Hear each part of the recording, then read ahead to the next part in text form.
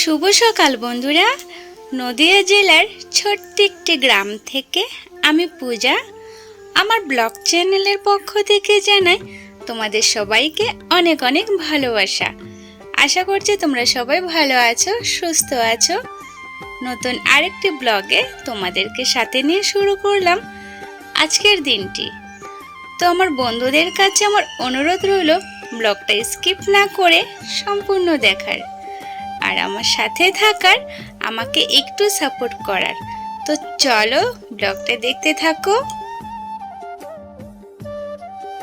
বেশ কয়েকদিন ধরে ঘরটা ঝাড়া হচ্ছে না, আর এই যে শোকেসের ওপর অনেক বালি হয়েছে, অনেক ধুলো হয়েছে, তাই ভাবলাম একটু ঝাড়া মোছা করে নিই।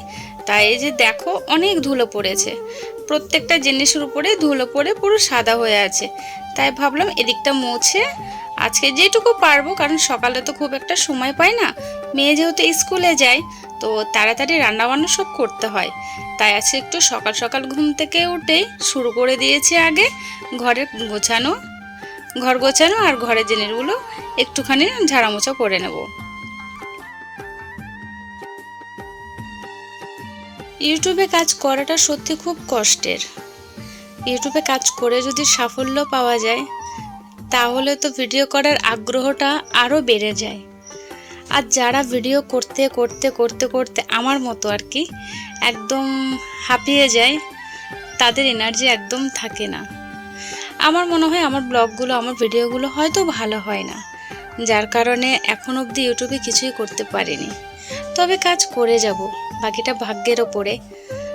ইচ্ছা আছে নিজের সংসারের জন্য কিছু করতে, নিজের সন্তানের জন্য কিছু করতে। তো বাকিটা তো ভাগ্যের উপরে ছেড়ে রাখলাম, আর কাজ করে যাব। একদিন না একদিন তো কারো না কারো তো ভালো লাগবেই। আজকে হয়তো আমার অল্প ভিউজ হচ্ছে, একদিন একদিন হবে, তবে কাজটা ভালো করে করতে হবে, এটাই। তো বন্ধুরা যাই হোক, আমার এটুকুই বিশ্বাস, আমি যদি কাজ করে যাই একদিন একদিন তোমাদের ভালো লাগবে। আর আশা করছি যদি তোমাদের ভালো লাগে তোমরা অবশ্যই আমার পাশে থাকবে, এইটুকুই চাওয়া। তো যাই হোক, আজকে বেশ অনেক দিন ধরে ভাবছিলাম ঘরটা ঝাড়বো, কিন্তু ঝাড়াই হচ্ছিল না। তার কারণ হচ্ছে ঘর ভাড়া দেখছিলাম, তো যদি ঘর ভাড়ায় চলে যায় তখন তো আবার সব কিছু একদম ভালো ক্লিন করে নিয়ে যেতে হবে। তো যাই হোক, সেটা তো হচ্ছে না, তা আজকে আর না ঝেড়ে পারলাম না, বেশ অনেকটাই ধুলো পড়ে আছে। তাই ভাবলাম যে না, আজকে অন্তত যেটুকুই হয় একদম ডিপ ক্লিন না হলেও যেটুকু পারি ভালো করে ক্লিন করে নিই। তো মোটামুটি সমস্ত কাজ এদিকে দেখো আমার কমপ্লিট। এদিকে দেখো ঘরের কাজটা তো সব কিছু কমপ্লিট করে চলে আসলাম, এবার বাইরের কাজগুলো করব। তো বাইরে দেখো কয়েকটা জামা কাপড় আমার আর মনার আছে, তো ভাবলাম যে না ওগুলো সার্ভে দিয়ে দিই। তো এগুলো সার্ভে দিয়ে বাকি কাজগুলো করব। ততক্ষণ এগুলোর একটু ভালো করে নোংরাটাও উঠে যাবে। বেশ জামা কাপড় যদি কিছুক্ষণ ভিজিয়ে রাখা যায় ভালো, মানে নোংরাটা উঠে যায়। আর তাছাড়া এখন তো গরমকাল, নোংরার থেকে বেশি হয় ঘামের গন্ধ, যেটা একদম অসহ্যকর। তো জামা কাপড়গুলো ভিজিয়ে রেখে দেবো। তো এগুলো ভিজতে ভিজতে আমি বাকি কাজগুলো সারবো। দেখো এদিকে কতগুলো বাসন হয়েছে, আর মাঝে মধ্যে তো রাত্রেবেলা বাসন ধুয়ে নিই। যেদিন জল থাকে না সেদিন রাত্রে ধুতে পারি না, তো সকালে উঠে মানে করতে হয় আর কি। তবে যদি জল থাকে আমি বেশিরভাগই রাত্রে থালা বাসনগুলো ধুয়ে রাখি, তাহলে আমার সকালে চাপটা কম থাকে।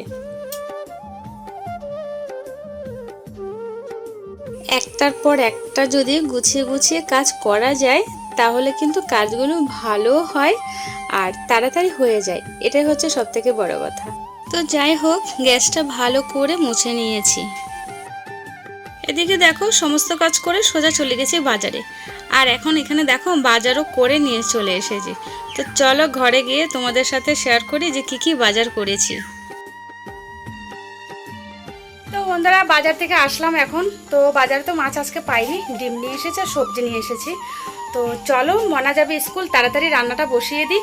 আর কি কি রান্না করবো সেটা তো অবশ্যই তোমাদের সাথে শেয়ার করব, তোমরা প্লিজ ভিডিওটা কন্টিনিউ দেখতে থাকো। এদিকে দেখো আমি আগে বাজার থেকে এসে ভাতটা বসিয়ে দিয়েছি। এদিকে ভাতটা হতে হতে আর এখানে বাজার থেকে কী কী এনেছি সেগুলো বের করে নেবো এক এক করে। তো বাজার থেকে দেখো একটা সুন্দর বাতাবি নিয়ে এসেছি না। বাতাবি খেতে আমার আর মনার দুজনেরই কিন্তু ভালো লাগে। তো বাতাবিটা রেখে দিলাম, বিকালে মনা যখন স্কুল থেকে আসবে তখন মাখা করে খাবো নুন লঙ্কা দিয়ে। তো বাতাবিটা রেখে দিলাম। আর এখানে তেমন কিছু আজকে বাজার করা হয়নি, কারণ মাছ পাইনি বলতে রুই কাতলা মাছ ছিল, বাটা মাছ ছিল। তো ওগুলো তো আমি খাই না আর আনিও নি। আর এদিকে দেখো শুধুমাত্র বরবটি, উচ্ছে আর হচ্ছে কাঁচা লঙ্কা এগুলোই নিয়ে এসেছি। এদিকে দেখো প্রায় লেট হয়ে গেছে ওর স্কুলে যাওয়ার জন্য। তো তাড়াতাড়ি কোনো রকমের ভাতটা তো হয়ে গেছে, কালকের একটুখানি ডাল ছিল মসুর ডাল, আর একটা ডিম ভেজে ওকে আমি ভাত খাইয়ে দিচ্ছি। তো তাড়াহুড়ো করে ভাতটা একদম গরম, তাই এদিকে কারেন্টও নেই যে পাখা ছাড়বো। তো ফু দিয়ে দিয়ে কোনো রকমে ওকে আমি ভাতটা খাইয়ে দিলাম।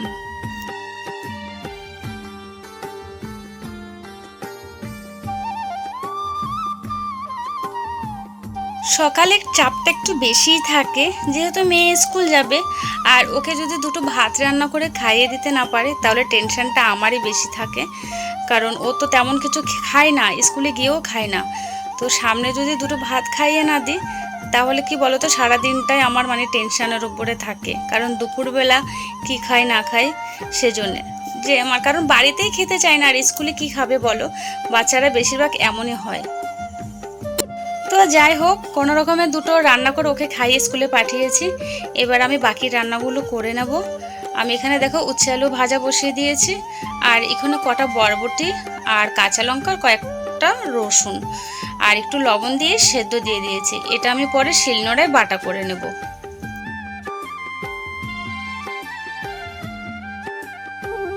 রান্নাবান্না সব কিছু করে গুছিয়ে রেখে স্নান করতে চলে আসলাম। স্নানটা করে নিয়েছি, আর তার সাথে সকালে যে জামা কাপড়গুলো ভিজিয়ে রেখেছিলাম সেগুলো সব কটা কেচে দিয়েছি।